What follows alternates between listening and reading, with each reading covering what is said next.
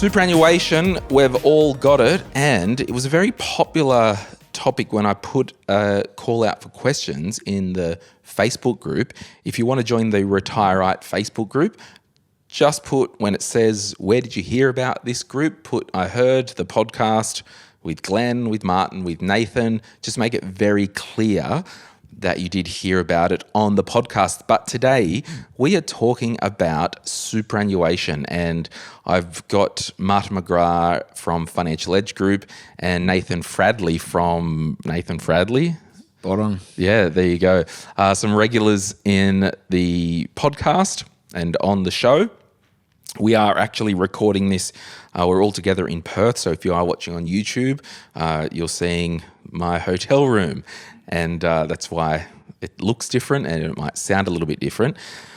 But I don't know, before we get into the question, gents, before we do, this is the first time Martin's been on the show since Feegate, where we did the case study. Any comments? Because there's a lot of comments about the advice fees. I think it was great. I think it's good to be transparent. That's something that we pride ourselves on. And I think people don't know what they don't know. They might think financial advice costs $300 or $400, and it doesn't, unfortunately. But we are very confident in that, A, the clients know the fees they're paying before they pay them. And B, we, as you mentioned, Glenn, not many advisors are short on work, so we will only offer and provide that advice if we know we're adding value well beyond that fee, ideally tangibly, i.e. in all these case studies, the client's paid X and got 2 or 3 times X back. But also those intangible benefits, that peace of mind, that sleep at night factor. Yeah. And I think I will say as well that in all the hundreds of comments that were on YouTube and in the Facebook group, there was no actual comments to say the advice was bad advice. So that was a compliment. Yes. People want great advice at no cost. Unfortunately, that's not how life works. Yeah. And I think, I don't know, you would probably see it, Nathan. You might quote a fee and there's a cost to serve and deliver financial advice. You know, it's like voluntary euthanasia. You do not have to proceed with it yourself. Yeah, sure. I think... But what do you do when people push back and say, look, that's too expensive, or any other, I don't know, fee discussion? Well, I mean, I think firstly, like reading through some of the comments, how good is it that there's so many people out there that can get good information and know what to do, and they're able to do it themselves. Yeah. And for every one of them, there's 3 people that can't. Yeah. And so I think that's the key to it, is it's just because you can doesn't mean everyone can. And a lot of the time in my, I suppose, proposal stage, talking to people who might need advice, I walk through all the questions that I would answer if I was giving advice, and they can go off and answer themselves. Yeah.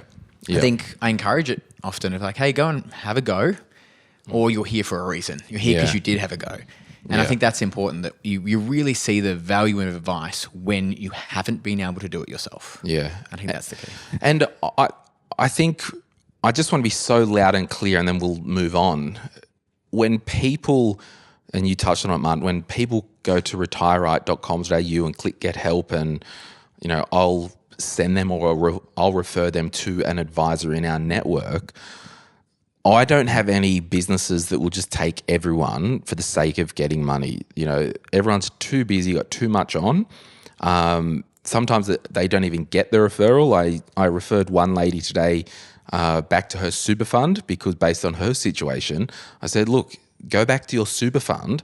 You'll get some relatively low cost advice just on your super fund.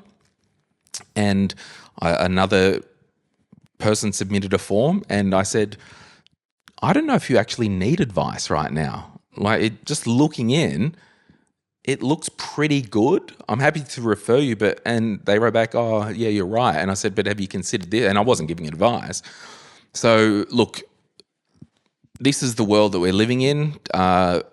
Professional advice businesses cost money to run and also should make a profit, because business owners, and people will hate when I say this, business owners take on risk and you want to be rewarded for that risk, and that's called profit.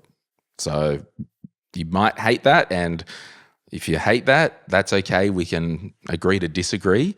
But I'll finish here because we just haven't talked about this since those episodes went up last month.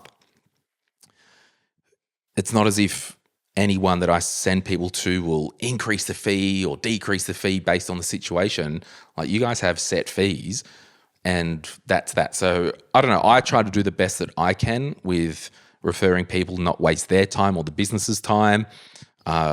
People don't work for free, and I don't expect you to either. So there's that. Let's start a podcast. I've already probably pissed some people off, but... No, I'll continue it on for a little bit as well.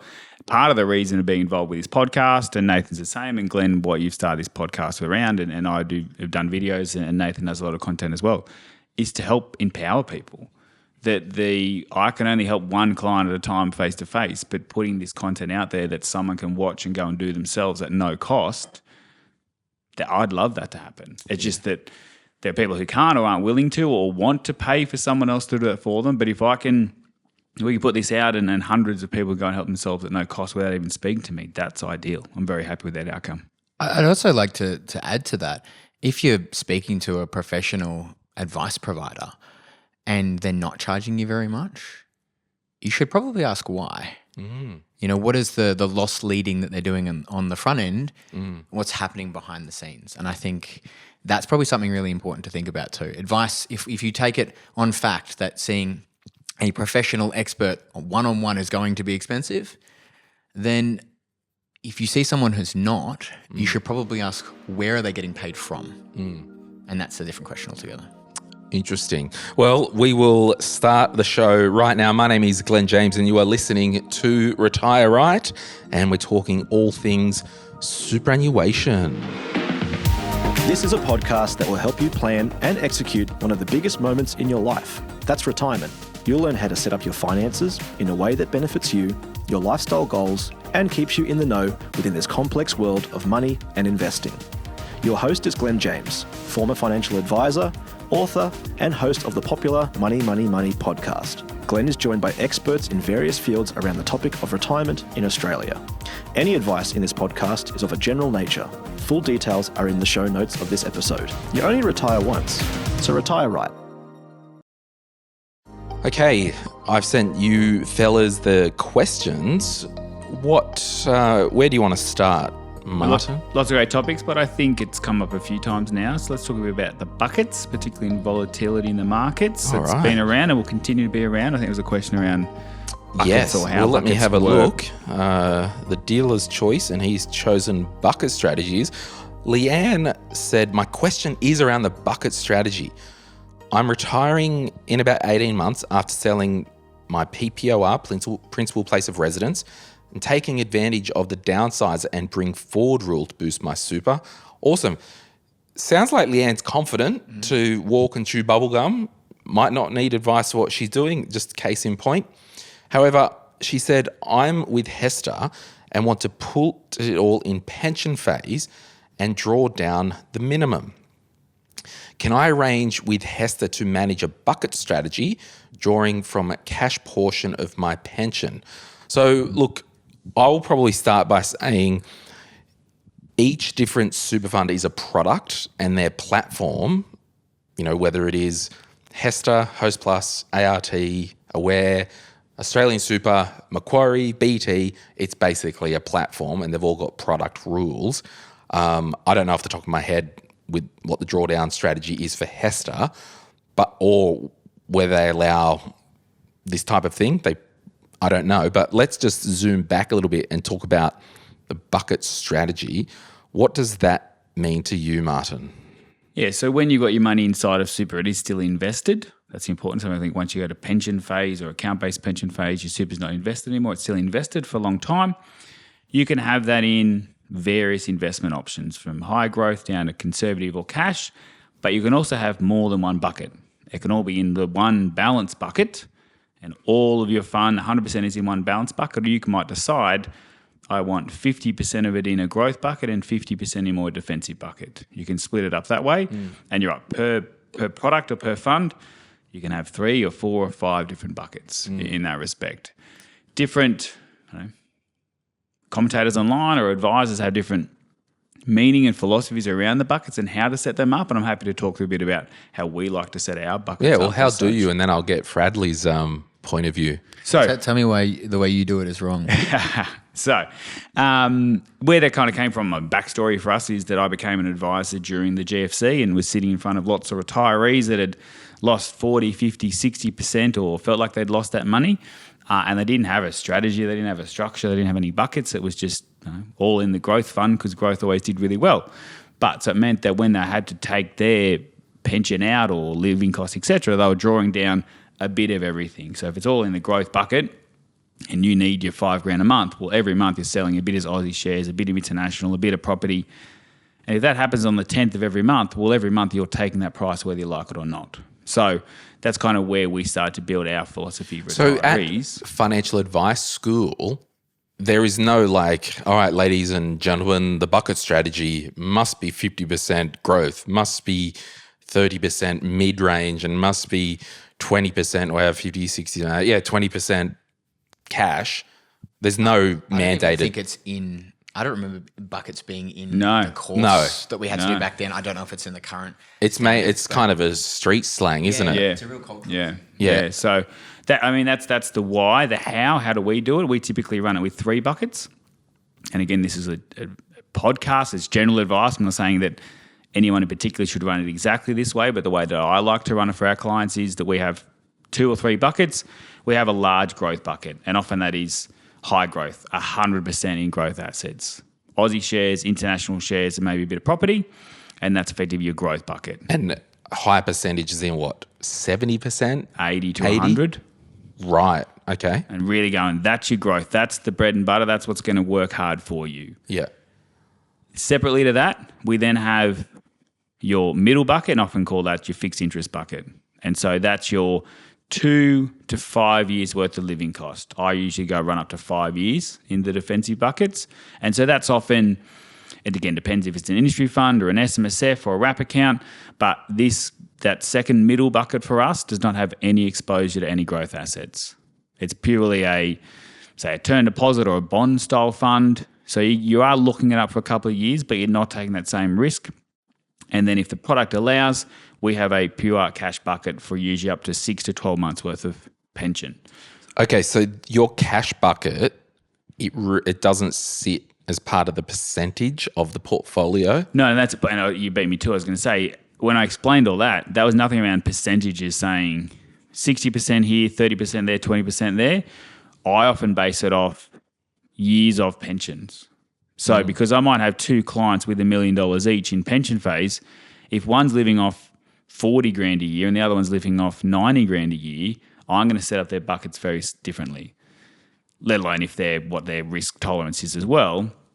So typically doing it that way, if the product allows me to do the 3 buckets, I will. Some don't, and I'll just do the 2, the growth bucket and the more conservative cash fixed interest bucket. So that fixed interest bucket, you will say if someone needed 80 grand a year to live on, you would start with, well, that bucket is 160 grand, and then the cards will fall as it may backwards the other way. Well, either in my cash buckets, let's call them that, either 1 or 2, I went up to 5 years. Right. So I would go 400,000 in non-growth buckets, or less volatile, and the other, say, 600,000 if it was $1 million in the growth bucket. Right.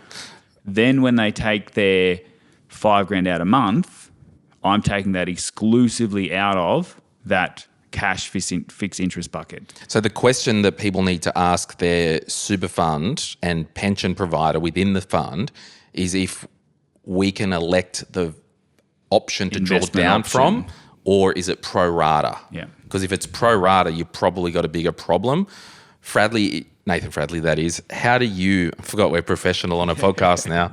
Do people just call you Fradley or just me? I don't think anyone's called me Nathan until I was probably like 35. Okay, cool. Yeah. So Fradley, how are you plucking the bucket chicken? I love your approach, and it is 100% correct, but also completely different to how I do it. Yeah, it's good. And the reason it's correct is the fundamental driver behind it is exactly the same. And that is time frame. Strategy is the same. The execution and tactics are different. The question you are answering with a bucket is the same. It is the time frame. How long is this money going to be invested for? So when we think of even before retirement, if I'm saving for a holiday in 12 months' time, my short-term time frame of 12 months, I should probably just put it in the bank. Because could I get a slightly better outcome in 12 months by investing it in some equities? Maybe. But if I get a little worse outcome, I'm probably not going on my holiday. So when you think about buckets, what you're actually doing is you're breaking things up into time horizons. And so in Martin's buckets, his higher growth equity bucket, that's long-term money. 5 years plus. 5 years plus. And how long away that is really depends on the person. And then that middle term bucket, much shorter term.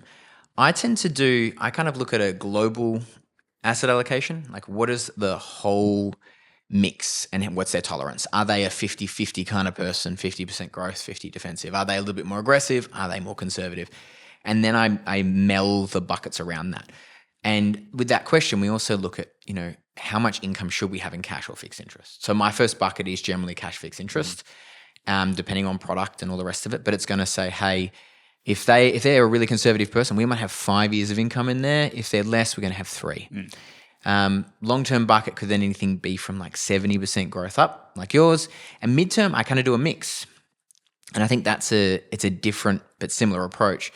And depending on the product, if you're using like a wrap account, which we talk about on this pod, I think a bit, the income from that middle bucket can feed the cash bucket and can top it up. So that could be some limitations with your Hesters. Because they don't, the conservative pot won't produce income. It'll just be reflected in the unit price. Yeah. Well, so I do a lot of industry fund work. A good part of mine end up in the fund they came in with or a similar group fund of some description. And so it tends to be like, it might be like a 50-50 in the middle, a 70-30 to offset the cash on the other side.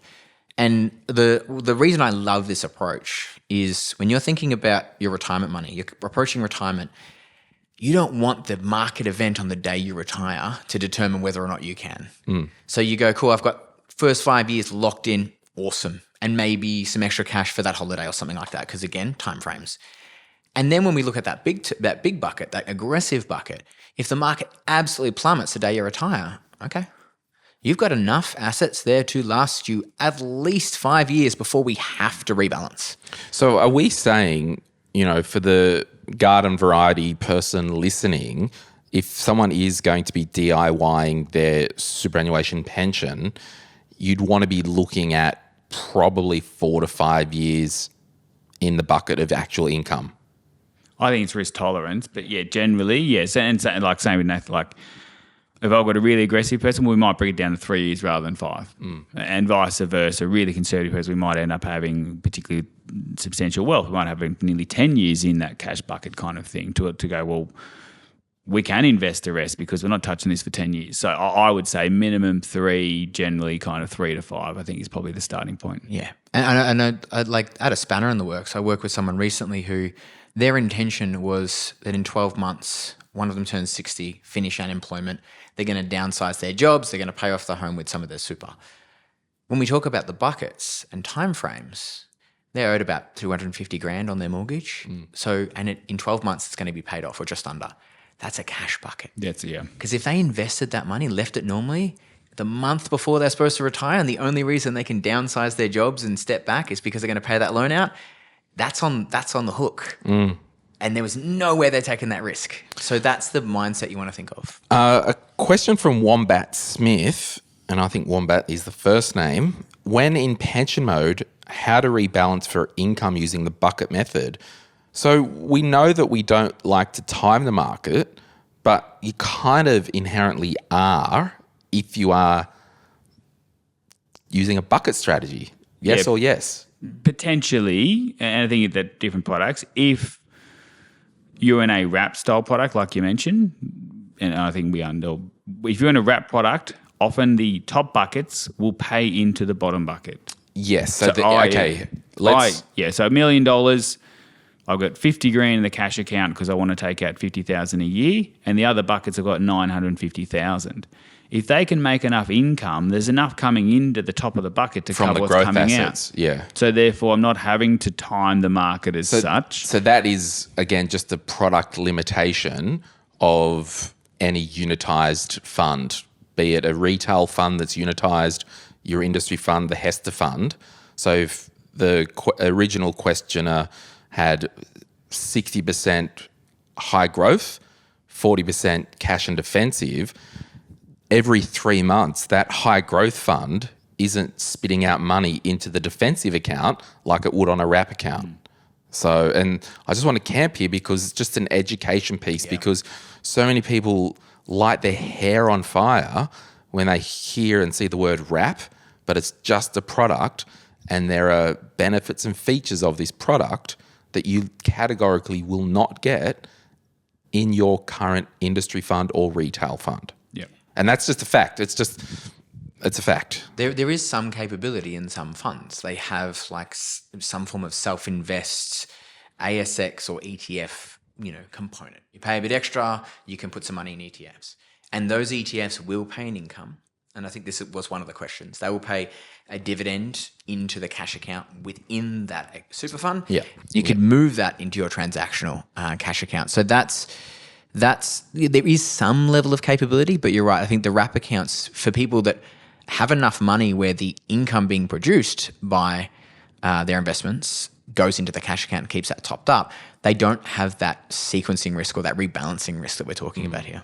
But otherwise, yes, going the other way back to, say, a Hester, if I've got 5 years in that bucket and I'm taking out, and I can end, say, with Hester, assuming I can, and most industry funds you can, hey, every month take my payment out of my cash bucket, in theory, after 60 months, that cash bucket is going to be completely empty. And then I've got a problem.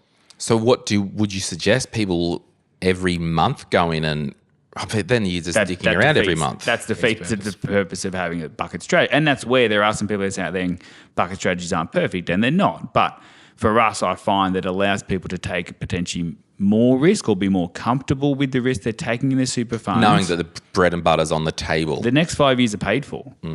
I'm taking the risk on the later money, and therefore I'm comfortable to move up the risk spectrum to still balance overall to where I need to be. And so the way that we do it, because likewise we use a decent amount of industry funds, is that, or with a wrap product as well, is that we will have a set period where we will review regularly and go, your cash bucket's down to 4 years. Are we comfortable? Yeah, fine, okay. It's down to 3.5 years. Is it Liberation Day Trump tweeting? Yes, well, we're not going to sell down growth assets today. We'll find a better time in the next 3.5 years to top that up. So there is still some market timing risk, but where we're controlling that or the members controlling that, rather than on the 10th of every month they're selling down no matter what's happening. Yeah, I think that is key. There's two parts which actually kind of contradict each other. And the first one is set a frequency and stick to it. Yes. So it could be annually, it could be quarterly, but like whatever the frequency is, jump in and stick to it. I think annually is fine for most of these kind of circumstances. Unless it's April 2025 and Trump has tweeted. But when you do it, relative to the market, where is it? If the market's down 2 or down 6, you can't, it's big, but it's not. If we're talking about a COVID event, that period where we saw 30% drop off in a matter of weeks, that's probably the time you don't do it. Yeah. There's the little ups and downs. Some tweets, I think, stick to your system. Yeah. But have a number. If it fell by more than this, then we discuss it. And we have a decision between the two of us. If we don't have an advisor, we talk as a family or as a couple or with a friend, or have someone you can work through that with that's not connected. But that's people, again, light their hair on fire when people talk about ongoing advice fees, like, oh, will you make me X amount with the, well, no, but the power is we'll be able to guide you when the shat hits the fan. Making less silly mistakes. And not make the mistakes that you might make trying to get cute. We've opened that door slightly, so I'll jump in now. right now, while I'm at this conference, the business that back at the office, we are preparing. We do an annual call out to all our clients to let them know how full are their buckets. Right. And we are recording this at the end of November. This is on the 17th of November. So it might not go up till December, but where that's important is that to remind the clients, hey, the markets are scary, but no, you got 6.5 years in those buckets. Or maybe they did take some money out that we didn't forward plan, or like you said, like Nathan about, well, I actually do want to give the kids a little bit of money. Well, that needs to be in that bucket as well. And or your pension drawing has changed. We based your buckets on taking $5,000 a month, but now you're taking $8,000 a month. Maybe you don't have enough in those buckets, and we need to reassess that. So that's part of our ongoing relationship with our clients, is that we systematically once a year, it's usually towards the end of the calendar year, run certain reports, do some calculations, and individually reach out to our clients to say, just letting you know, here are where your buckets are at. we think you're fine, or we think you might have too much in your buckets. I know some extra money might have come in that hasn't been invested. You've got 13 years in cash. Do we really need that much? Maybe we can invest a bit more, or vice versa. Hey, you're down to 2 years in your buckets. It may or may not be the right time, but probably more the right time to go, well, let's kind of take some chips off the table and top up these buckets. So that's part of that. If you're DIYer, do that yourself as well to check in and reassess along the way. Yeah. And it could be where the cash sits. We often find, particularly as you start getting older, you are forced to take more and more out of your super. And after the first couple of years of retirement, spending starts to normalise a bit before it kicks off later with care costs and what have you. If you're accumulating cash in your own name, include that within that consideration. Hey, I've also got a year's worth of cash sitting here. So when I'm looking at an aggregate of all of my assets, there might be a property that's in there, and it might be how, when you're considering if you sell that asset, how do you do it? That's part of that discussion. That's when you start getting much bigger. I'm going to ask you another question just to double down on your comments, and we'll do that right after this. If you're after personal financial advice, don't get it from a podcast. If you would like help based on your own personal situation, head over to retireright.com.au, click Get Help, and we'd be happy to introduce you to one of our trusted professionals. Our panel of vetted financial advisors and mortgage brokers work with people all over Australia, so they can connect with you wherever you are. That's retireright.com.au and click Get Help. Okay, we're back and badder than ever.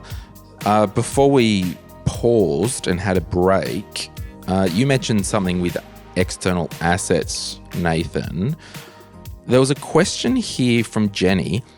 If you have a cash reserve outside of super, is there any advantage in having part of your super allocated to cash or have 100% growth allocation? And it kind of speaks to a bit of a DIY bucket strategy in the wild, because you do have the buckets, but one's in ordinary money in your own name, and then you've got the money in super in growth.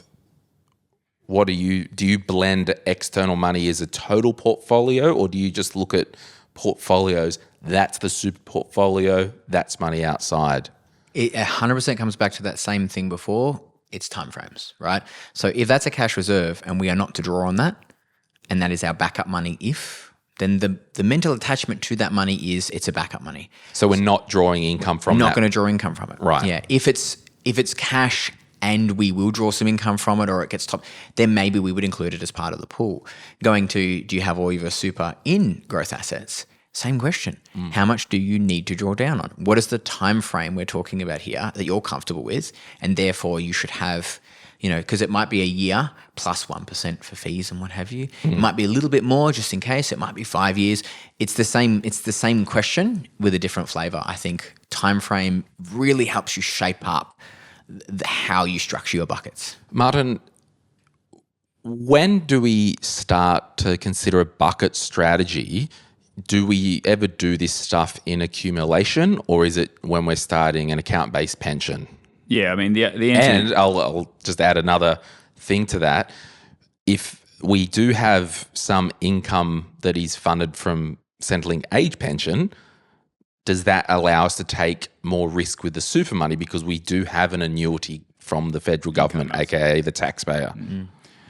The best answer is either if you're already retired in retirement or 5 years out. The best time to start setting them up. So I wouldn't wait till the day you start your account-based pension, because that's your market timing.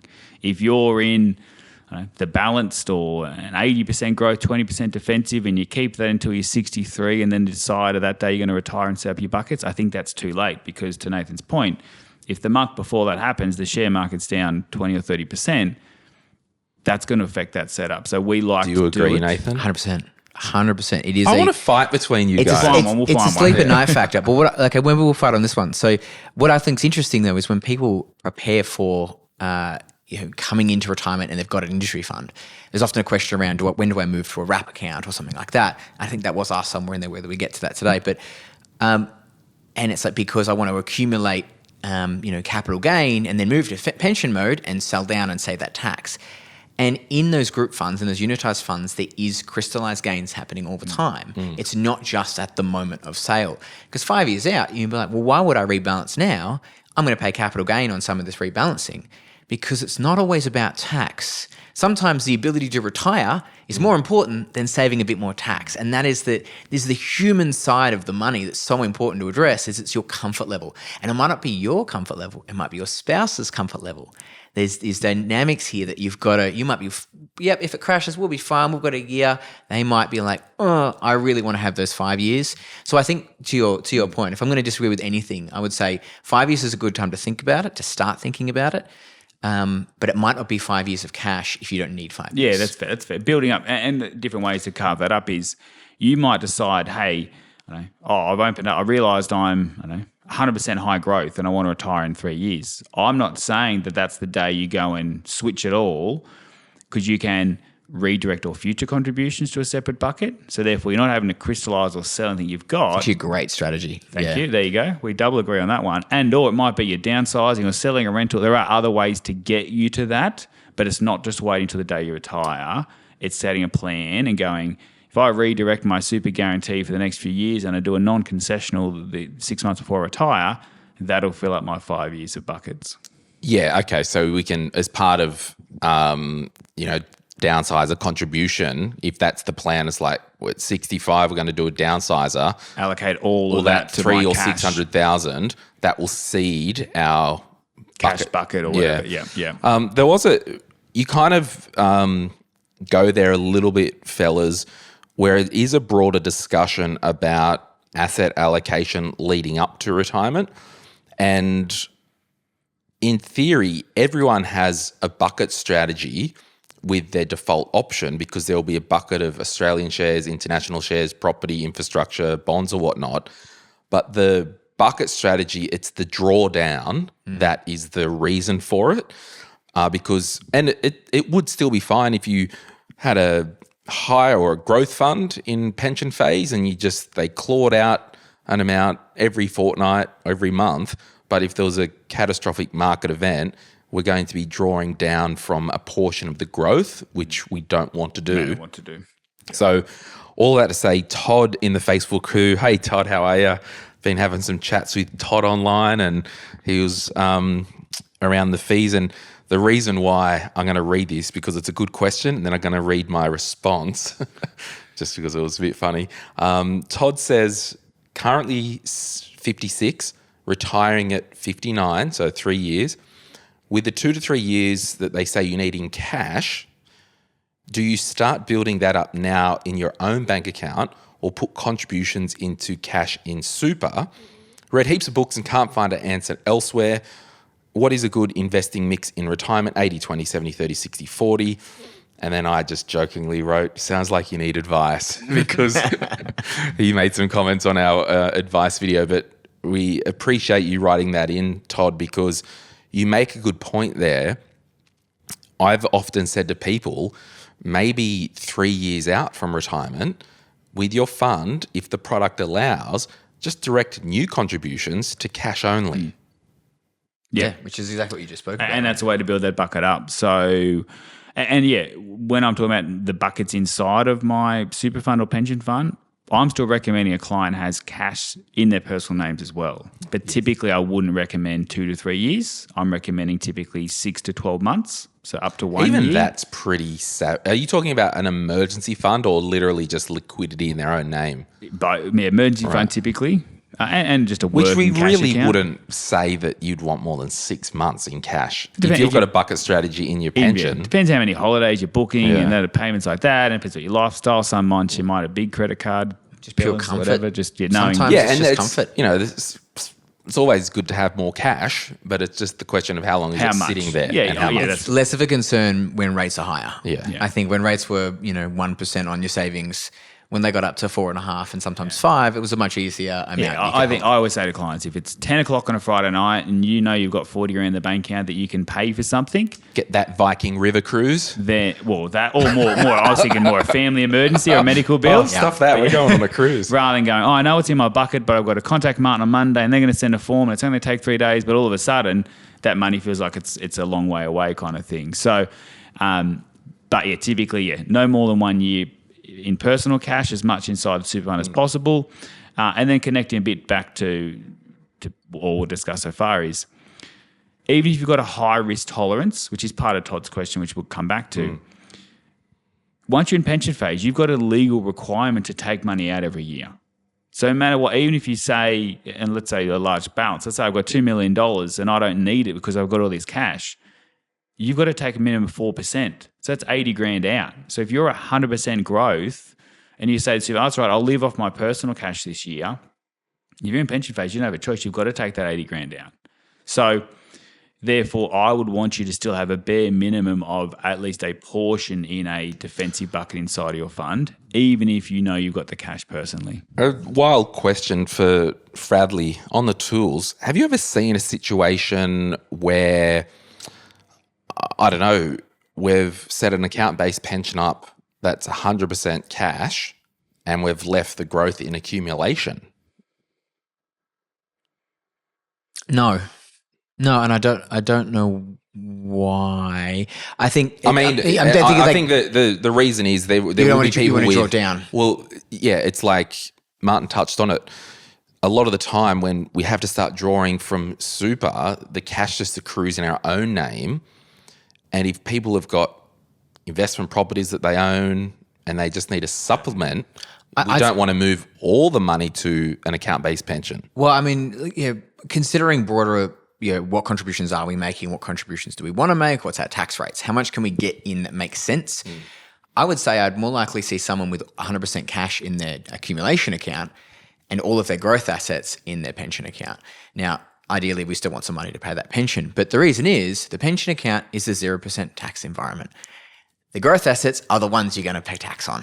Like, it's the higher returns, it's the capital gains. You're laying the bed you make, but if you do need to take some money out of that, you'll just be selling growth assets at a bad time. But if you again, so coming back, like if you're not making lots of contributions or you're not planning on selling down properties and doing all that kind of stuff, you don't need the cash. You're probably doing some form of refresh each year. Yeah, but to Todd's point, because he's got 2 points about when and how do we start to build the cash buffer, and then what's a good investment mix in retirement, I think we need to go back to these fundamental things. How much per year do we need to live on as a household unit? And use that as the foundation. And that could mean, for Todd, his asset allocation, once you back calculate it, and they need 100 grand a year for 3 years and they've got $1 million in super, well, it's a 70-30 allocation because 30% is going to be in cash. Is that a fair way to look at it? Yeah, 100%. I think there's two factors is, that balancing, if you want a bare minimum of 3 years, well, then that 300 is already set aside. But then you also still have to overlay what is your personal comfort level, how long you've been invested for, all those kind of things. Because I've got 60-year-old clients who don't want to take a lot of risk at all, but with this bucket strategy, feel comfortable at least to get to 50%. And I've got an 80-year-old widowed lady who her risk profile, she's probably got 90% in growth assets and 10% defensive. Even though she's much older and she knows she's investing for the next generation, she's invested for 50 plus years. And even still with that 10% allocation, because of her whole overall situation, she's got enough to cover those minimum pensions, et cetera, in her broader affairs. So it's not as much age-based. I think it's definitely circumstance-based upon what you need to draw out. Yeah. But they're still overlaying what is your comfort level. And maybe that's the conversation that we need to continue to educate our listeners with. It's not a straight up percentage base of growth versus defensive. It's time frame and yearly income, because when Todd's 60 or he's retiring at 59, call it 60, his money will likely statistically need to go to work for another 30 years. I'm not having 30-year time frame in 30% growth or 50% growth. It raises, I suppose, the other side that we've alluded to. We spent a lot of time talking about that first bucket. What do we need in cash? But that last bucket is mentally, it's not my money yet. Mentally, it's 5 years, it's 7 years, whatever the number is for you, it's over there. That's the amount that I can have do the ups and downs. And that might be calculated as a counterweight to the cash. So that can also help determine how much you have around that comfort piece. And then to come back to it all, I think a lot of people want more money. They want to build their supers. Well, more is more when it comes to money. Yeah. But in some cases, just because you can doesn't mean you need to. And you might be able to take on more risk. You might be comfortable in doing so. But if you can still meet your goals on less risk, that should be something you consider. And then you've got a good comparison to go, well, if I am more aggressive, what does that mean for me? Or more likely, what does it mean for my broader family, my community, whoever else I want that money to be for? I think the only thing, well, in case someone picked up on it, we didn't answer about 10 minutes ago around how does Centrelink impact all of this? Yeah. Or if I've got an annuity. Yeah, I think it does and it doesn't. It does in that if I need $60,000 as a household to survive and I know Centrelink's giving me $40,000, well, then I only need $20,000 for my account-based pension. So I'm only doing 5 years of $20,000. I'm not doing 5 years of 60. Okay, so it's pretty simple. Yeah, that's it. That's a really, versus easy for us to brush over that, but that's a really, really key point. So I think it's not 5 years of living costs. It's 5 years of what do I need out of this bucket. But that could be replace Centrelink with paid-off investment property. Replace Centrelink and paid-off investment property with lifetime annuity. Defined benefit and annuity, yeah, exactly, Yeah. So I think in that respect, it does matter a lot.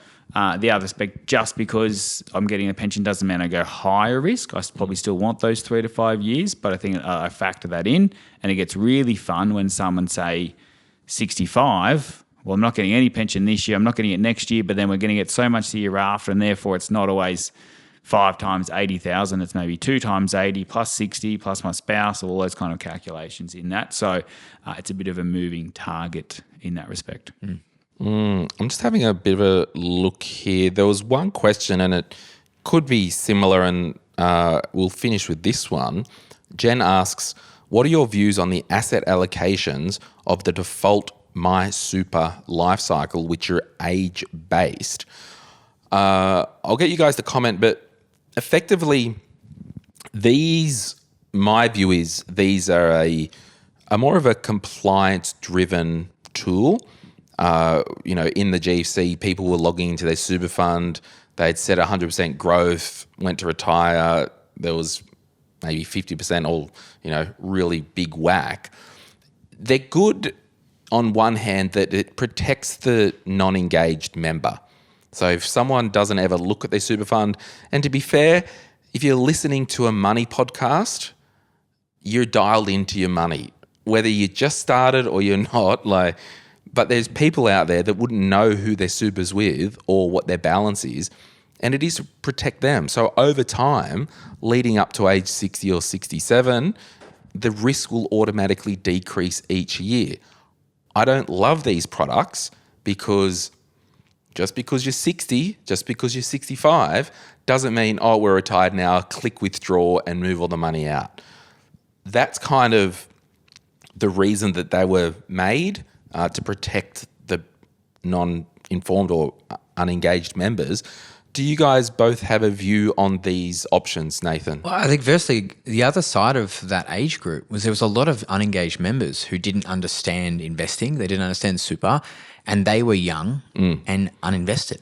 They were in low risk profiles or no risk profiles because their experience was low and none. But they needed... And they needed the more aggressive. So that was I think that was a big win. But I agree, if you're engaged, if you care, you might look at it and go, it's fine. You might use one of them as one of the buckets if it's the option that lines up with what you're looking for.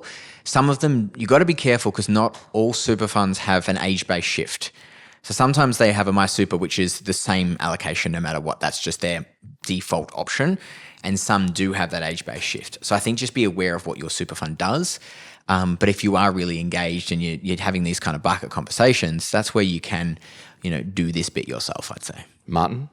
I agree. Would you ever leave someone, if they came to you for advice, it'd be very rare that you would formally recommend one?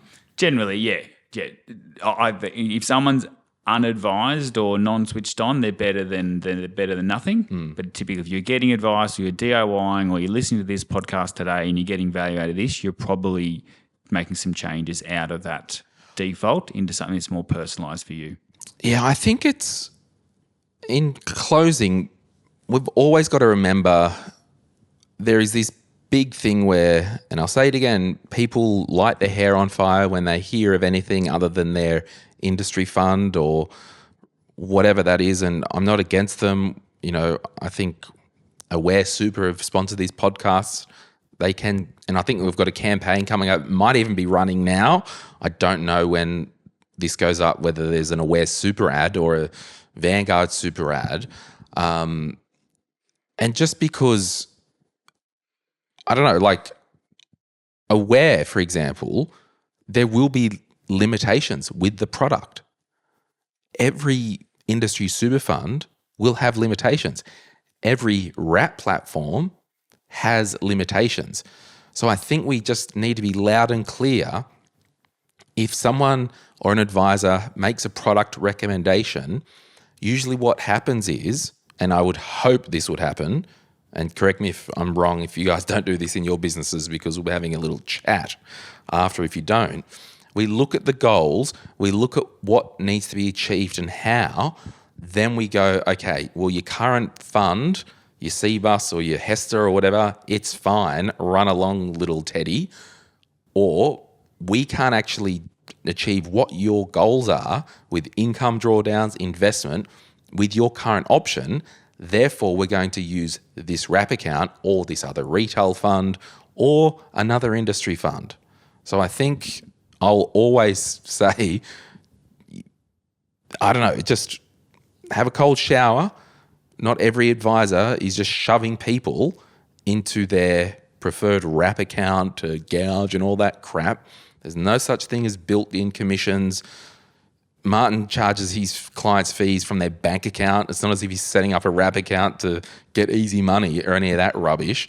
And anyone that I refer people to, just do not operate that way. Final comments, now that I've spewed my comments around product selection, that a product selection will be plugged into a strategy. Nathan, final comments. I reckon Martin's going to agree with me on this again, but there's generally a pretty high bar for me to move someone's super. So straight away, I'm going, what can I do already? And I don't think of what's important. I want to understand, prioritize all the things that super funds can do. So I understand what's more important than the other things. Is it more important that this person can do buckets? Is it more important that we can get really low costs on an index approach? You know, is it more important that it has a reversionary option when we do that kind of thing? I think doing that and then going, does the current product meet their needs? And then is there then something that can do that better? That's the same process, and it doesn't matter. I have zero interest in where that person's super fund ends up, like providing it meets what they need. And I think that's really, really crucial. Yeah, we don't start with the product. We talk about that strategy and structure. What's the strategy? What are you trying to achieve? I want to retire at 65, live off X. Okay, what's the structure?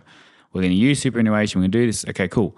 We need to get that stuff sorted first. And then we actually have we call it investment philosophy preference questionnaire, and we ask those questions. What's important to you? Is it lower cost? Is it transparency? Is it bells and whistles? Is it not? And that is part of that discussion with the client and go, hey, you said you want all this stuff and your fund does that, but you're just not in it. Let's make those changes. Or, hey, you want this stuff, your fund doesn't do it. This alternate does, but it's going to cost an extra 0.25% a year. Do you want to pay that or not? My advice is the same no matter what product we go with.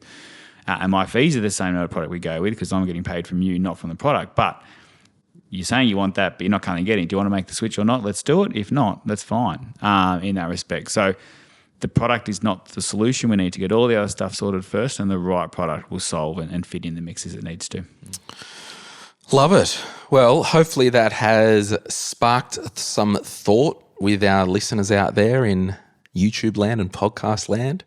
But you can, I don't know, if you want to have a chat with these guys, I don't know, don't. You guys taking new clients? Depending where this comes out, probably not till next calendar year, 2026. But yeah, Financial Edge Group, we are for retirement advice only clients. That's who we work with. What about you, Nathan? It depends on the severity and the urgency. So before Christmas, no. Closed early November, unless it's an urgent aged care matter, and because they do come up, obviously, this close to Christmas. And I'd say mid-Jan, I'll start seeing people again. So, I mean, I always say if you do want a trusted financial advisor, go to retireright.com, click get help. fill out the form. I'll then say, look, I think you're most suited to Nathan or Martin's business or a couple of other businesses on the panel. Feel free to go directly to these guys' businesses, but they might say you're not a good fit and they might end up sending you back to the Retire Right website. And if that is the case, just I talked with Nathan, he said, fill this out. I don't love doing that, but people might want to, deal with you guys direct. Yeah, the right clients for us are very different to right clients for Nathan and vice versa. You're welcome to contact Nathan Fradley Advice or Financial Edge Group, but you might not be a fit for their business model, and I'm just cautious of wasting their time. My name is Glen James. Hey, if you found this useful, why don't you give us a subscribe on YouTube or a review on Spotify or Apple? Thumbs up, all that thumbs stuff. up, I think. Yeah. And hit that bell. What's that? Hit that bell. Hit that bell. And we'll see you next time. Remember, you only retire once, so retire right. Bye. Any advice is general financial advice only, which does not take into account your objectives, financial situation, or needs. Because of that, you should consider if the advice is appropriate to you and your needs before acting on the information. If you do choose to buy a financial product, read the Product Disclosure Statement, PDS, and Target Market Determination, TMD, and obtain appropriate financial advice tailored to your needs. Simo Interactive, Pty Ltd, and Glen James are authorised representatives of MySuper, Pty Ltd, which holds Financial Services Licence 451289. Martin McGrath, Financial Edge Group, and its employed financial advisors are authorised representatives of Synchron Advice, AFSL 243313. Opinions or comments from any guest on the podcast are theirs, and not those of the hosts, the publisher, or their respective licence holders.